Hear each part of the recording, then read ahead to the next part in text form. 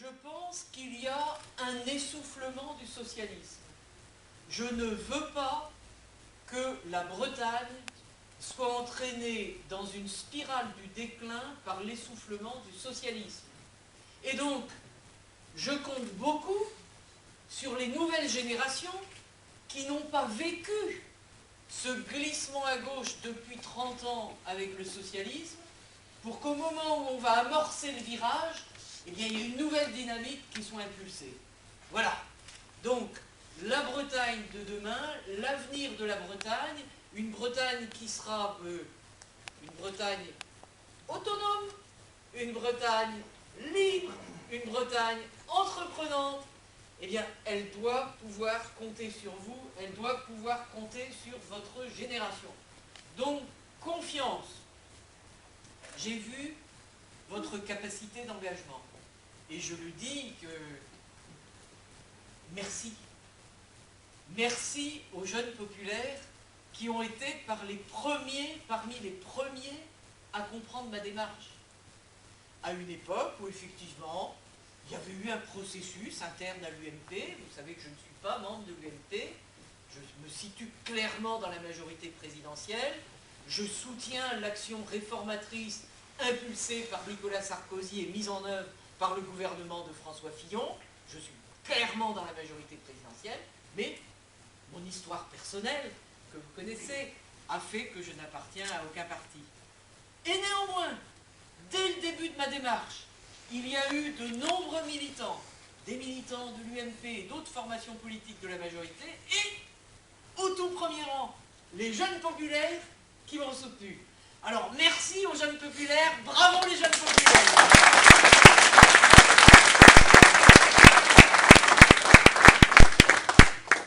Parce qu'il va falloir reconstruire.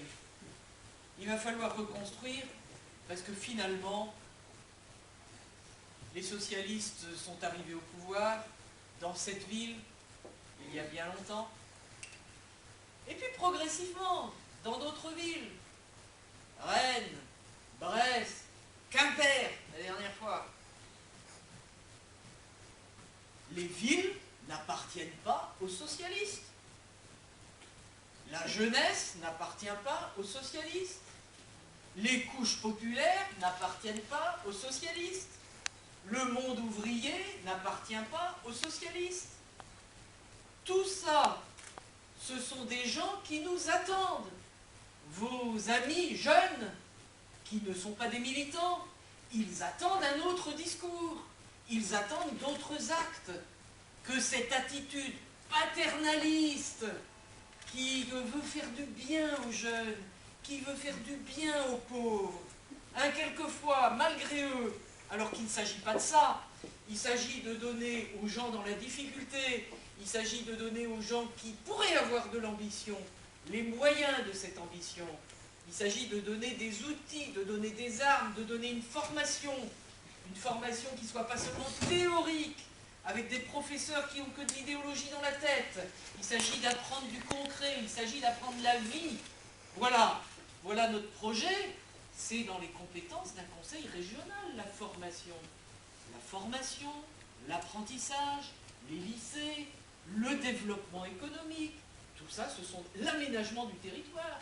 Tout ça, ce sont des compétences du conseil régional. Qu'en ont-ils fait? Qu'en ont-ils fait? Je ne suis même pas sûr qu'on puisse dire une gestion de bon père de famille. Moi, je me vante d'être bonne ménagère. Hein, et je sais, pour avoir longtemps géré des deniers publics, que quand on prend des sous dans la poche du contribuable, il faut faire attention à ce qu'on en fait. M'exprimant ici à Lorient, je ne suis pas sûr qu'on puisse dire que le dernier euro qui a été tiré de la poche du contribuable lorientais ait été mieux utilisé par les collectivités publiques que s'il était resté dans la poche du contribuable. Je n'en suis pas sûr du tout. Voilà. Mais admettons même qu'il n'y ait pas de problème de gestion. Voilà, on est grand et généreux. Hein, bon. Admettons même qu'il n'y ait pas de problème de gestion. Quelle est la dynamique qui a été impulser, parce que c'est aussi le rôle d'un conseil régional. Un conseil régional n'est pas le tuteur des collectivités locales. En revanche, il doit être le fédérateur des énergies d'une région. Et ça, c'est ce que je me propose de faire. Arrêter de dicter à chacune des collectivités locales ce qu'elle doit faire, de donner l'argent des subventions que si on suit au pied de la lettre votre façon de voir les choses. Par exemple, puisque nous étions hier, Michel, en train de voir la manière dont à Carnac, vous aviez pris en main le problème de l'assainissement et la qualité de l'eau, le conseil régional a revendiqué l'expérimentation de la compétence eau. Mais qu'est-ce que ça veut dire? Il voulait simplement que l'État lui donne une enveloppe pour distribuer les subventions à la place. Les élus locaux savent bien que la gestion de la politique de l'eau, c'est bien autre chose.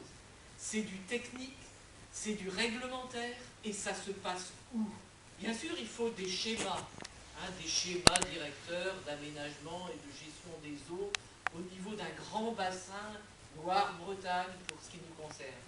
Mais ensuite, ça se passe sur le terrain. Eh bien, moi, je vous le dis, c'est pas parce que je serai jacobine que je refuserai de prendre une compétence s'il est utile qu'elle soit exercée par le conseil régional. Mais je ne veux pas me substituer aux collectivités locales de base, aux syndicats des eaux, aux syndicats des sages, qui sont les mieux placés pour gérer les conflits d'usage, pour mettre en évidence les solidarités qu'il y a, et on le voyait hier, dans les discussions entre le syndicat qui existe entre Carnac et la Trinité, qui fait du très bon travail, et puis la solidarité plus large à organiser sur l'ensemble de la bête qui monte, qui est un petit peu plus difficile à atteindre. Alors, imaginez qu'immédiatement, on va avoir spontanément une espèce de concours des volontés qui va dire « Oh, mais on est même tout à fait d'accord au niveau de la Bretagne, on va tous bien s'entendre et on va tous faire une meilleure politique », c'est complètement irréaliste. Prendre des responsabilités en matière de cadrage général pour que la région apporte son point de vue dans la construction du schéma directeur d'aménagement et de gestion des eaux, oui. Et on a vu que l'actuelle majorité du conseil régional s'était bravement esquivée, et que lorsqu'il s'agissait de donner un avis construit, alors même que l'on revendique l'exercice des compétences, on n'est même pas capable de donner un avis étayé sur la manière de l'exercer. Avouez que c'est un petit peu contradictoire et que ça nous montre que tout ça, c'est des paroles, paroles, paroles. Parce qu'ils sont très forts en paroles, mais alors pour les actes, hein, il n'y a pas grand monde. Hein. Donc, nous ferons autrement. Nous ferons autrement en ce qui concerne la formation, l'apprentissage. Nous ferons autrement en ce qui concerne le développement économique. Nous ferons autrement en ce qui concerne l'environnement. Là aussi, ils ont fait beaucoup de discours, mais nous mettrons en œuvre eh bien, cet impératif de l'écologie populaire. On me dit quelquefois, est-ce que les thèmes nationaux de la campagne sont vraiment adaptés à la Bretagne? Il y a des questions de sécurité, il y a des questions d'identité, il y a des questions d'immigration. Est-ce que tout ça est adapté à la Bretagne? Parlons d'identité. Je crois qu'il y a des jeunes de Loire-Atlantique dans la salle, je les ai rencontrés tout à l'heure. Est-ce qu'il n'y a pas un débat sur la Bretagne administrative et la Bretagne historique? Est-ce que ce n'est pas un débat d'identité, ça? Personne n'a dit que c'était un débat malsain. Oh, je ne dis pas que les socialistes ont été très clairs. Il y a 6 ans, ils étaient à fond pour. 6 ans après, rien ne s'est passé. Je ne dis pas que c'est ça. Je ne dis pas que c'est ça. C'est un sujet compliqué. Comme tous les sujets d'identité. Mais, quelle est leur réponse? On esquive le débat, une fois de plus. Et de même qu'ils ont esquivé le débat de l'identité bretonne, que tout le monde a reconnu comme étant un débat noble, de la même manière, ils esquivent le débat de l'identité française en le stigmatisant, en disant que c'est un ferment de racisme